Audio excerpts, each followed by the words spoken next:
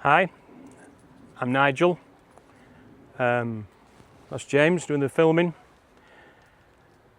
Bit strange this, my age, standing in front of a camera down the fields, but quite a few people seem to be interested in what we get up to here on the farm. This is my farm. We're down in the Christmas trees, which we've been looking at, ready for Christmas. It's a bit warm, so we're hoping it's going to cool down so the needles stick, but yeah, this is me, 57. Been grown up on this farm all my life. Parents had it before me, so quite a lot resting on my shoulders, but try to bring the farm into the new modern age technology in more ways than one. And this is the start of me letting people know what I get up to 7 days a week, because I do work 7 days a week, as most farmers do. So I don't know whether you're going to find it interesting or boring, but we're going to find out. Right, here we are. I'm going to just walk around this bottom end of the Christmas trees. These are the older ones. We've got a few people that take them off us for industrial estates, big houses. All shapes and sizes down here, but mostly the big trees. I planted all these probably 12 or 14 years ago. Different types. Norway spruce, which is the old type of Christmas tree, very prickly, drops its needles. Across to the left there, that's a Nordman fir. That's the one that everybody uses nowadays. Soft needles, good needle retention. But yeah, plenty of trees to pick from. It's been a bit of a labour of love, really, because they take an awful long time. Awful lot of work goes into it, but it's quite handy at Christmas. So it's a slow time of the year, income-wise. Gives us a little bit of a boost when everything else is quiet. So it works.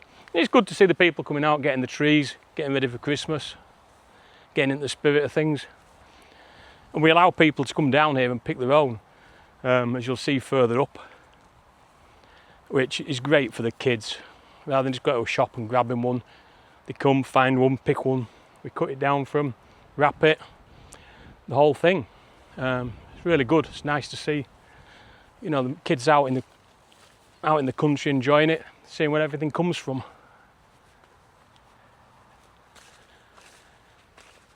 So it's difficult for anybody to understand, actually. And this is the thing with farmers, because they spend so much time, generations, on the same bit of land. They get a huge attachment to it, which is what I have here. Because everything you see here, I've planted everything. This used to just be a field. I used to plough this field, literally plough it. But I put all this in, everything, all these hazel, Christmas trees, these oak trees. I even planted those grand fir there that must be 60 foot high. Yeah, it was quite when I was just leaving school, but my mum was really super keen gardener. It rubbed off on me, so yeah, I changed all this farm around, but it takes a lifetime, and that's where there's this, you know, misunderstanding when farmers get this, you know, this against the public type feeling, and this disconnect. It's just 'cause most farmers have such a massive connection with what they're doing, and they work hard for it. But we found actually doing this and letting the public on to see it is by far and away the best, most beneficial way for us to continue and survive. It works. We're only quite a small farm, but inviting the public on, the best thing we've ever done. It's difficult at times, but mostly it's great.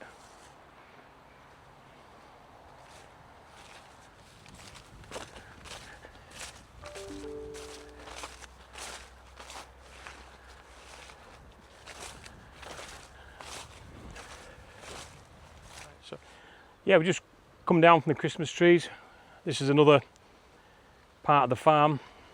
We dug this fishing lake here probably, it'll be 25 years ago now. Well, about as long as it took that tree to grow. That Wellingtonian pine there, probably longer actually, probably 35 years ago. Because this is another part of the diversification on the farm. We've got this pond, and we've actually got 3 more above that.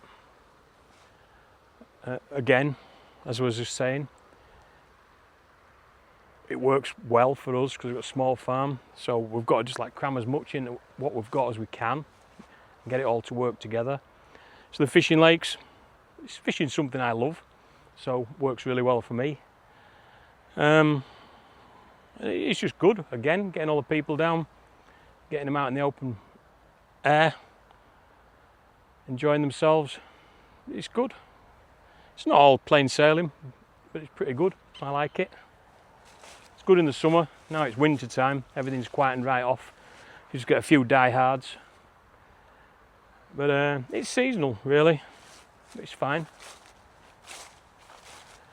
It's fine. So, yeah, we've put an awful lot of work in down here. Because there again, as I was saying up there, which is hard to believe, and it's just as difficult to believe here, where we'd actually stood, this used to be a field. That tree wasn't there when I was growing up, and we literally just used to graze cows on this grass. So what you see here, it's took most of a lifetime to create, to be honest. But I'm glad we did it. Well worthwhile. Well worthwhile. I have a real interest in nature, so I love seeing everything that the ponds bring, all the extra wildlife compared to just a grass field it used to be. So yeah, it's pretty rewarding. I like it. We'll go up and have a look at one of the others up at the top, then you can look down over here and you'll see what it is.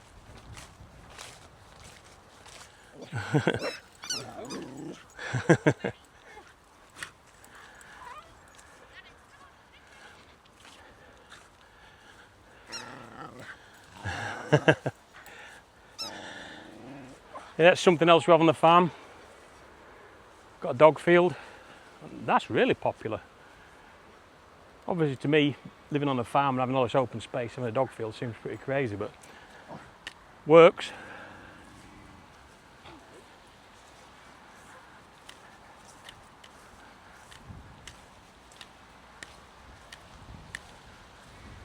I don't really enjoy eating apples like that, but that was actually...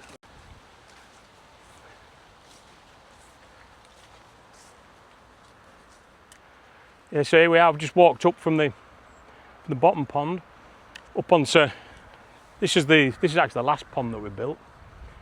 This is designed like a canal for guys that use a pole as opposed to rod and reel. They fish with a pole, so it's sort of 9 meters across, just literally like a canal.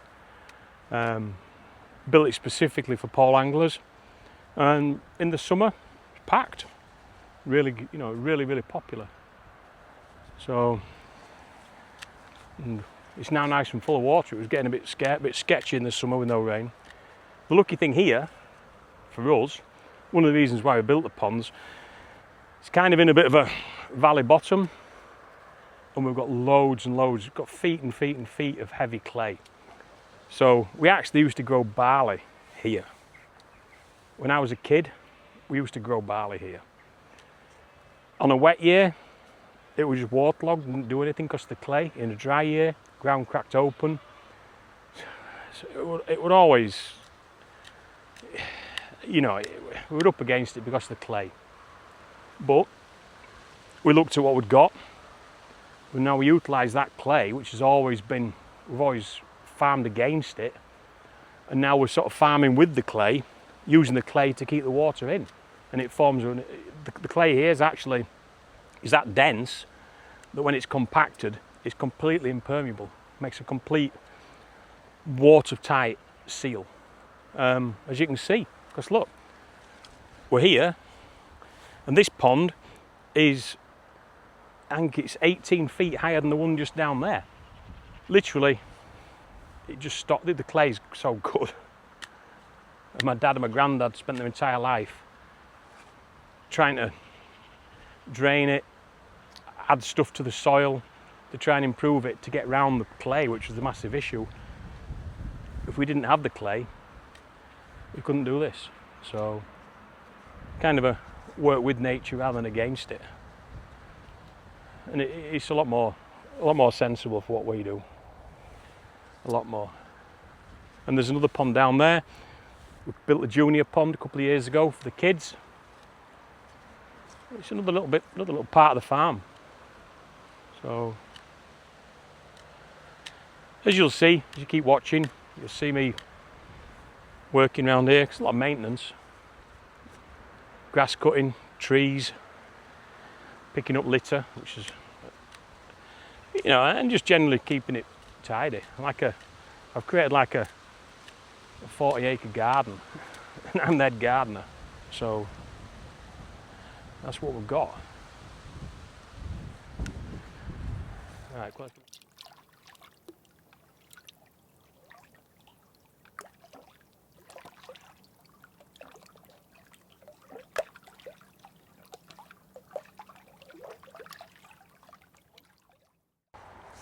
Right, so just walked a bit further up the canal pond. I'm just going to show James. I was mentioning about the clay, just to emphasise how good the clay is. Look at that, level of the water there. Right, and then follow me over here, James. All this that we're walking about on here is the clay that we dug out of there. We've stacked it up here, compacted it. So look down there, the level down there, the water, compared to up here. It's phenomenal how good the clay is. How it just holds all that water up there, and when it's compacted, how strong it is. So, yeah, good old clay. Just to flesh out just to further explain what I was saying earlier about attachment and everything else. I'm 57. When I was still at school, I used to spend a lot of time with my mum planting plants. And this is a grand fir. I'll stand in front of it here, look, for scale. So, I helped my mum plant this. So, just walk back there, James, to show how big it is. I'll stay here at the bottom of here. Keep going back.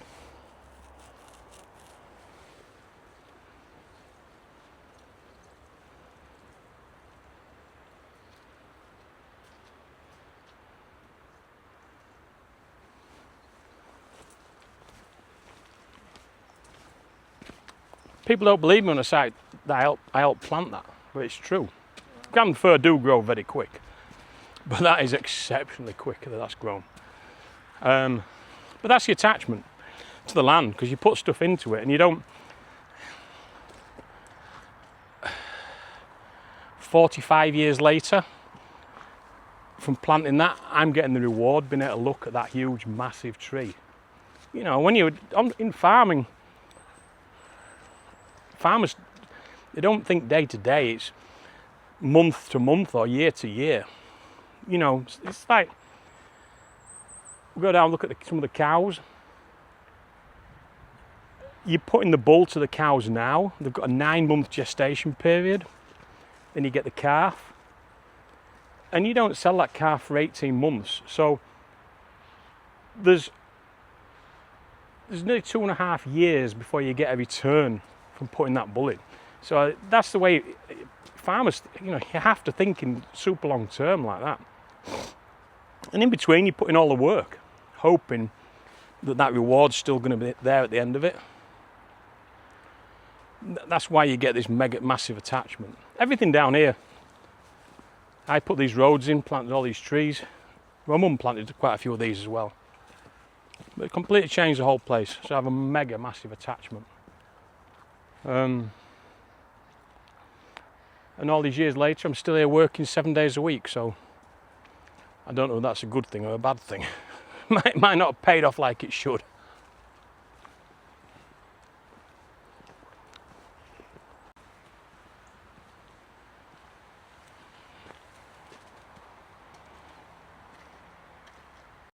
This is something else we do on the farm because we have a lot of woodland. Every year we trim, thin the woodlands out, just general woodland management. We also do a little bit of contracting, going out doing tree work. Bring them all back here, process them up, sell the logs back out. Another little angle, although it's quite a lot of work to be honest. But the woods, as you'll see on another episode, there's a lot of work to do in there, and some of it, in order to treat the woodland like it should be treated, get it to its maximum, we have to pull a certain amount of trees and wood out, which you'll see, and it all comes back here, processed up. So you'll see that.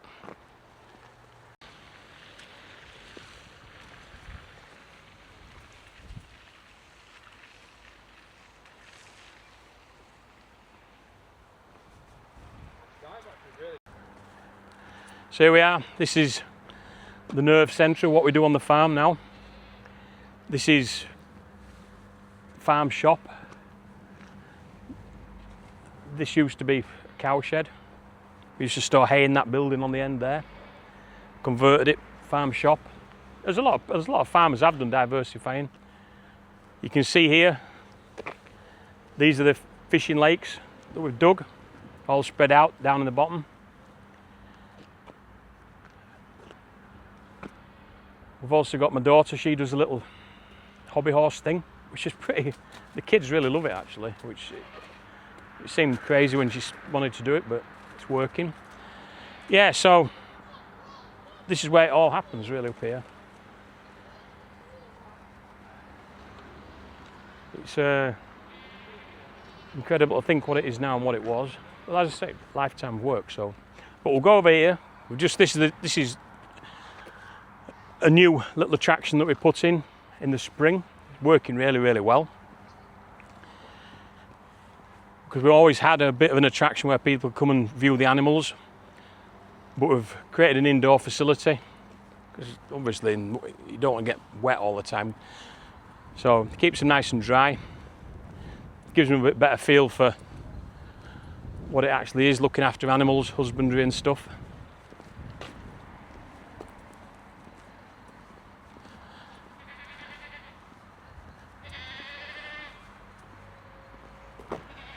All the goats are calling, thinking I'm going to go feed them, but I'm not.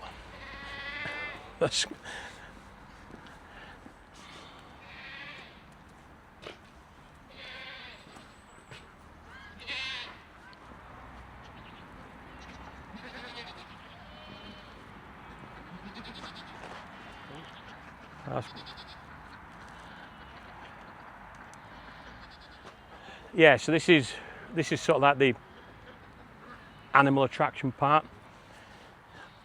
I put it all together, but I don't do any of the work on here. That's Rose and the other guys that come on here every morning, tidying it up, trying the best they can. We just put this in this spring. It was a lot more work than what I thought. It sounded pretty simple. We'll put a polytunnel up, put a few animals in it. It all got a bit excessive, over the top, but we've made a good job of it. It's come to now. Bit of a team effort. As you can hear, it's just about feed time. So Rose is down at the other farm sorting sheep out. She's just putting the tup with some of the ewes because we're a little bit late. Normally bonfire night for that. So she'll be back up shortly.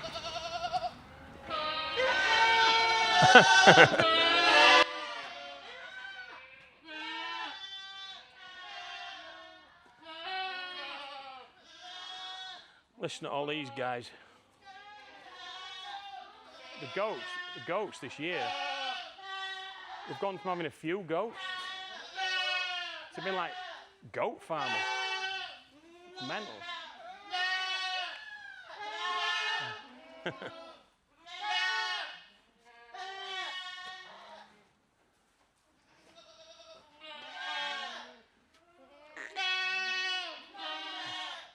Yeah, just I don't know where they've all come from. So, but it's good. So this is where all the people come in. Gets really close to the animals, which is good. Because that's what people need to get. You know, they don't get the opportunity now. Spend too much time, you know, on the mobile devices, which everybody's guilty of, me included a little bit. But they need to get out and see it for real. See what it is.